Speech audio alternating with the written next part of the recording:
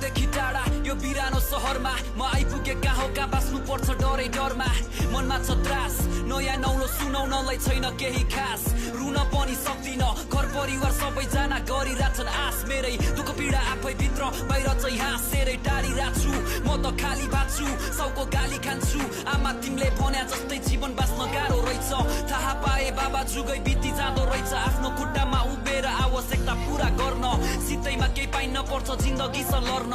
यस्तै नै रहेछ एउटा परदेशीको जीवन साथी सङ्गी पनि छुटे अहिले खाली एक्लोपन आफ्नो देश सम्झन्छु प्लेन उड्दा आकाशमा थाहा छैन जिउँदै फर्कन्छु या बाकसमा